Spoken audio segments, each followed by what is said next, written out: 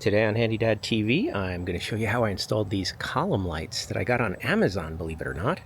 And they are really nice. They are 100% aluminum, and they have stainless steel screws. And I really love this curved frosted glass. They weren't that expensive, and they weren't that hard to put in. So I'm going to show you how to do that coming up.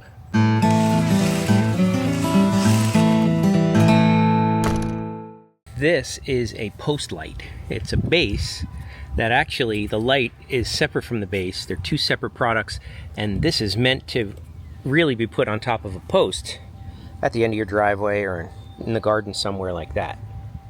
The new one is a column light.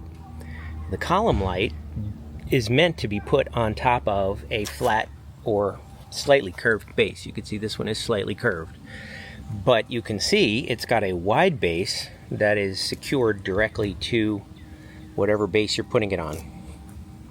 And the reason I'm replacing these lights is, number one, they're clear, so it fills... Oh my gosh. We got a plane overhead? Which, number one, you see all the dead bugs in the bottom, but number two, there's a lot of glare from those bare bulbs right in your face. So that's why we went with these that have frosted glass, and that just is much nicer, more pleasant lighting when you're sitting out here at dusk or in the evening. This is the outdoor column light by Ptoug. I don't know if that's how you pronounce it, but Ptoug is the name of the company.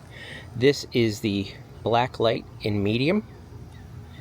And what I like about it, it is completely aluminum, and it has curved glass, and all the screws are stainless steel. So it's very lightweight for shipping and whatnot, but it definitely should last a long time. So this is definitely a not even some assembly required. You've got to put it together. It comes in parts, and even I really do like this frosted glass because it's curved, which is really cool, and it's shaped. They really are nice. They are very nicely packaged. So this came all the way from China. No damage to it. And yeah, it's not that hard to put together. I mean, it takes a standard light bulb, one standard light bulb here, and like all this stuff is aluminum, cast aluminum, very lightweight. It'll never rust, and even all the screws and the hardware and everything like that, these are all stainless steel.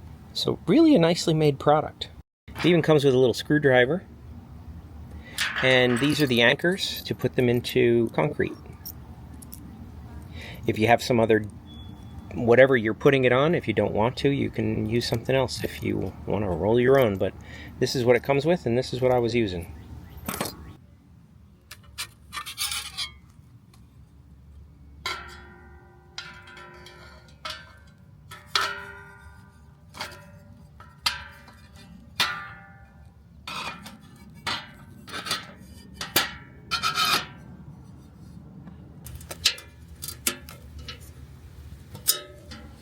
Alright, the glass is just held in place by these 4 clips, and down the bottom here there's a bit of, I don't know if it's metal or if it's rubber, whatever, I can't tell from here, but that holds the bottom in, and the tops are just held in by these clips.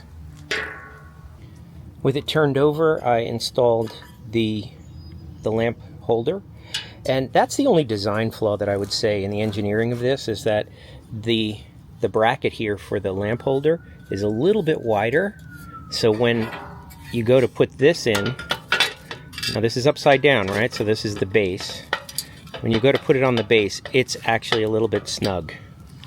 You can see it's just hitting there. So it's not impossible to get on, but it is not, you know, it's a little wider than it really should have been. But that's it. Other than that, I didn't find any problems with it. All right, before removing the old fixture, I want to make sure that I turn off the circuit breaker to the fire pit out there.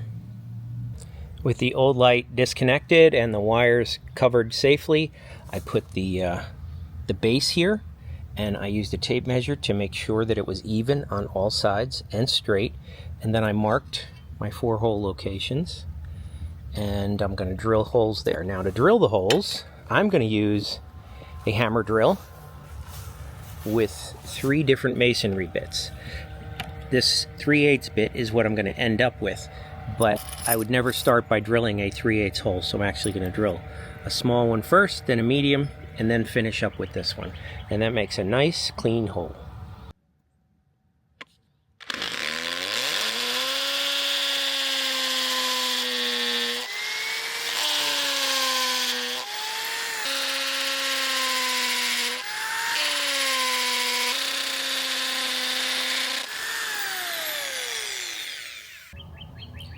Now you want to gently tap these in the hole, but you want them sticking up high enough so that they'll come through the base. Just gently. When it bottoms out, you should be fine.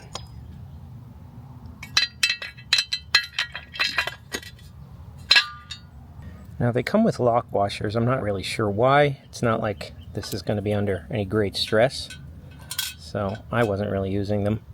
The nuts are actually 14 millimeter. The trouble is that the posts tend to turn until they grab, but sometimes you get lucky, and that's pretty good.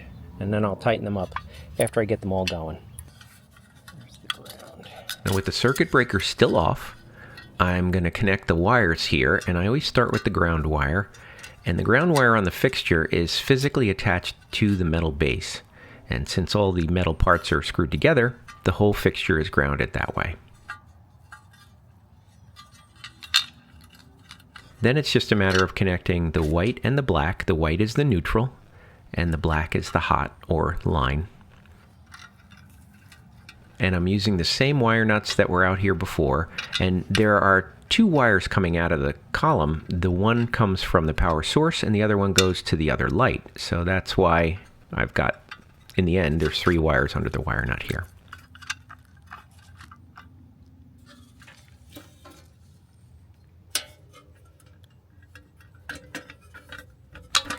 Now here you can see where I'm struggling a little bit to fit the bracket, the lamp holder bracket. It's just a little bit wide, but it's not impossible to get in. It's really not that hard.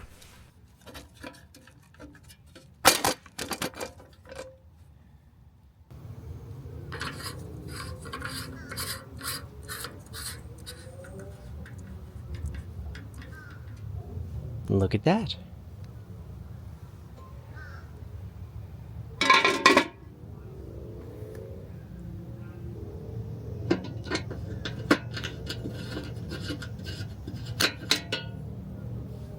You'll find a link to these lights down in the video description below.